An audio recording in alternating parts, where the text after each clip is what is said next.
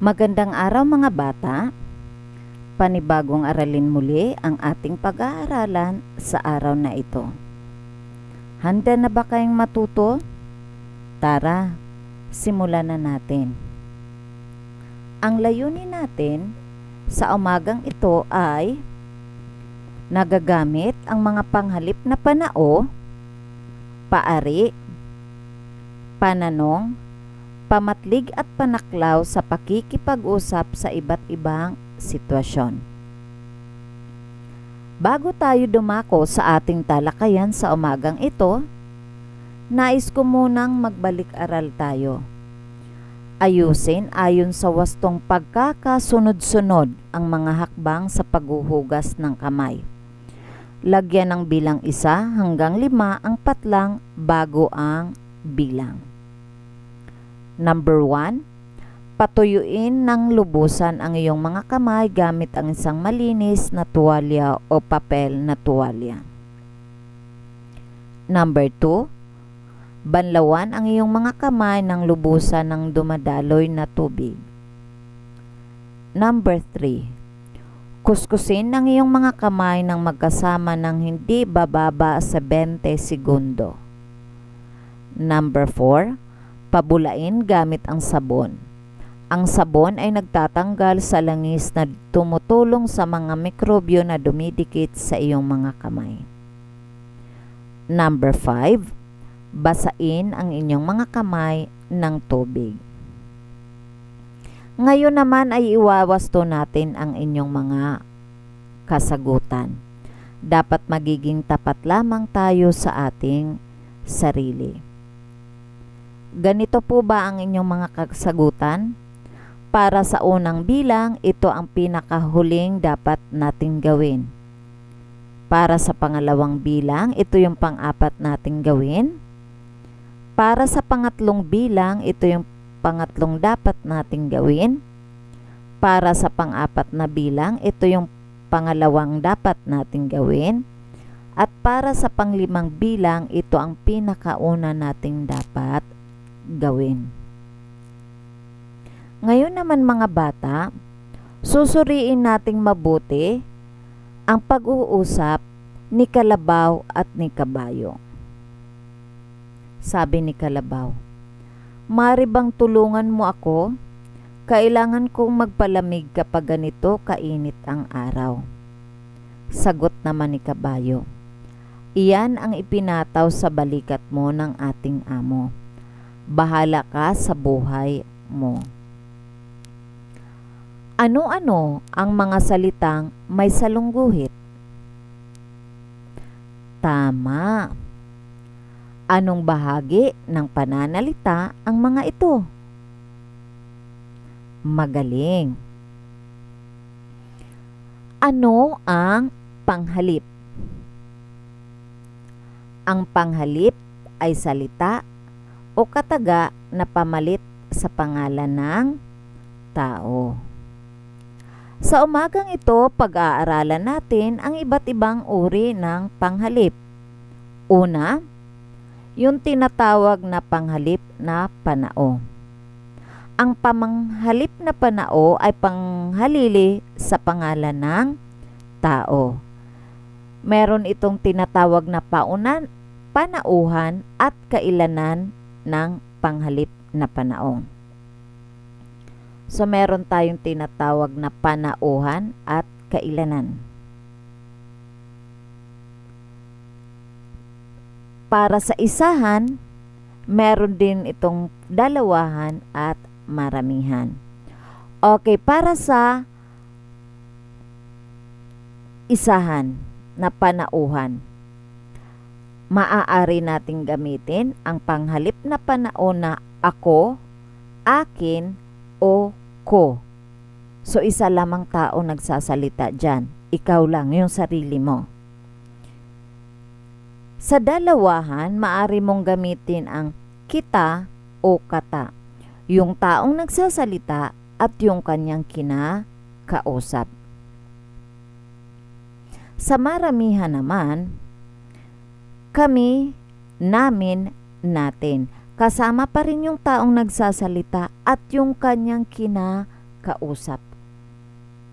Okay, para sa dalawahan, kapag maramihan, gagamitin natin ang kayo, ninyo, inyo. Kung mapapansin nyo, hindi na kasama ang taong nagsasalita. Maliwanag, sa isahan lamang kasama ang taong nagsasalita. Pero kapag sa dalawahan na, hindi na kasama yung taong nagsasalita. Sa ikatlong panauhan naman, ganun din po. Hindi kasama ang taong nagsasalita. Ang tutukuyin dito yung taong nag-uusap. Okay, gamitin natin sa pangungusap ang panghalip na ako. Ako ay masigasig sa aking pag-aaral. Ngayon naman mga bata, gamitin nyo sa pangungusap ang panghalip na kami. Magaling. Gamitin naman sa pangungusap ang panghalip na kayo. Mahusay. At gamitin naman sa pangungusap ang panghalip na kanila. Tama. Yung pangalawang uri ng panghalip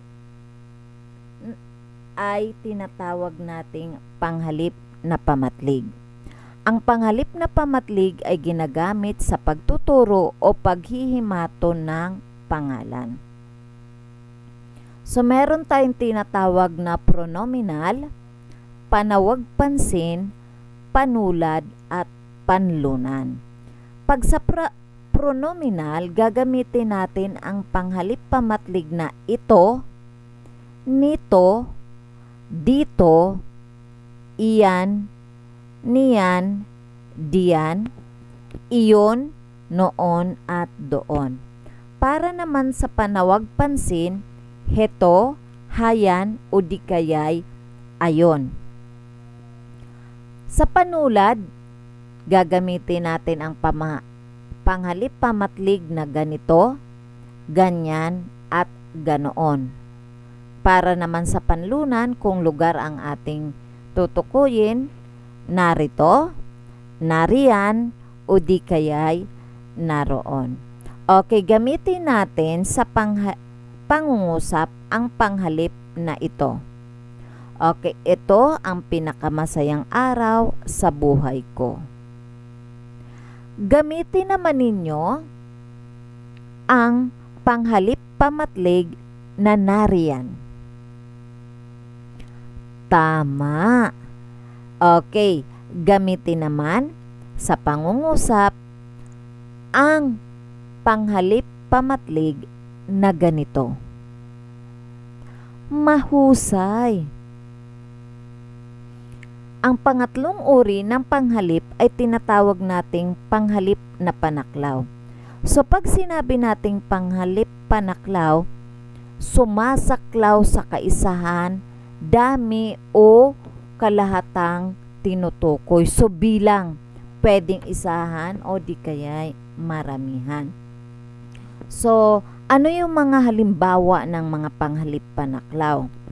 Tulad halimbawa ng balana, tanan, madla, lahat, anuman, kailanman, isa, at iba.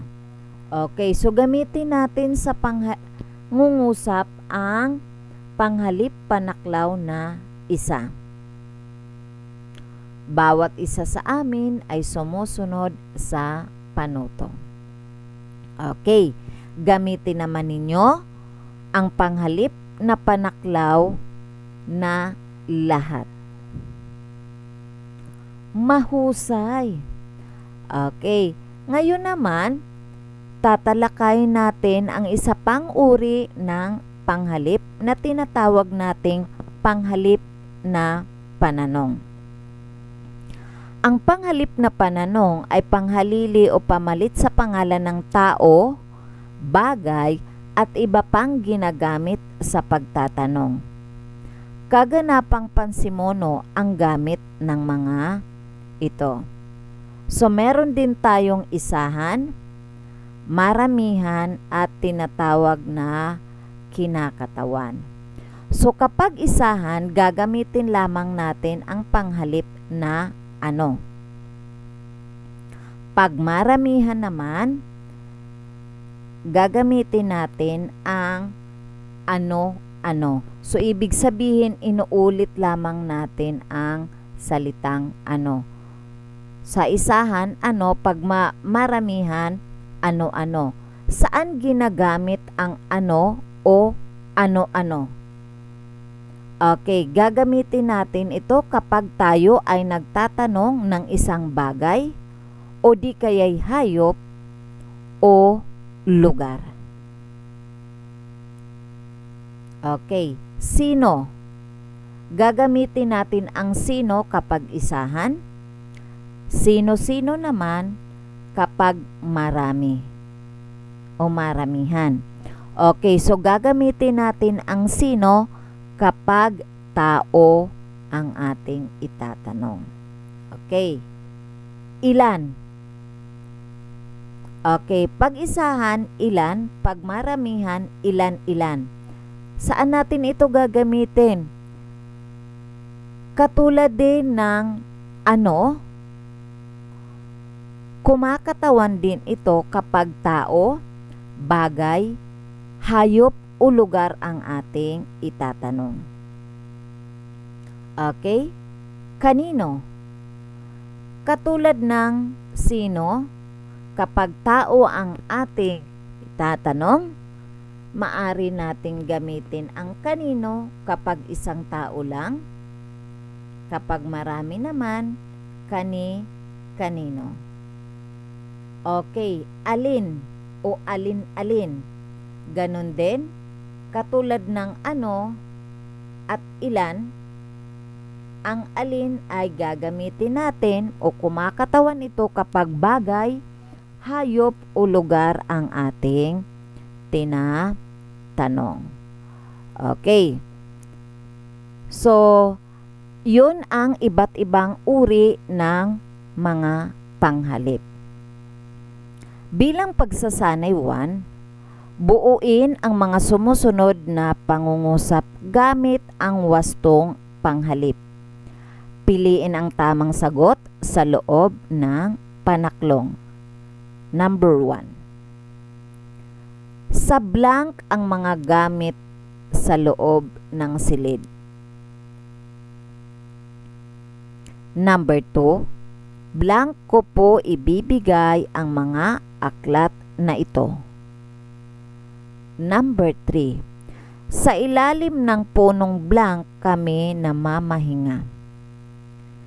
Number 4. Blank ang napiling kinatawan ng ating pangkat. 5. Blank ay hindi ko susuwayin ang aking mga magulang. Okay, so narito ang mga tamang kasagutan. Para sa unang pangungusap, ang wastong panghalip na dapat nating gamitin ay kaniya. Sa pangalawa, kanino. Sa pangatlo, ito. Pang-apat, siya. At ang panglima ay kailanman. Okay, para sa pangalawang pagsasanay, sumulat ng pangungusap gamit ang mga panghalip na nahanap sa kahon. Okay, para sa panghuling gawain, sumulat ng isang talata na binubuo ng 5 pangungusap tungkol sa iyong pamilya. Gumamit ng tamang panghalip. So, sundan ang mga sumusunod na pamantayan sa pagbuo ng talata. Okay, so hanggang dito na lang po mga bata. Maraming salamat po Sa muli, ako si Ginang Edna, ang inyong guro sa Filipino.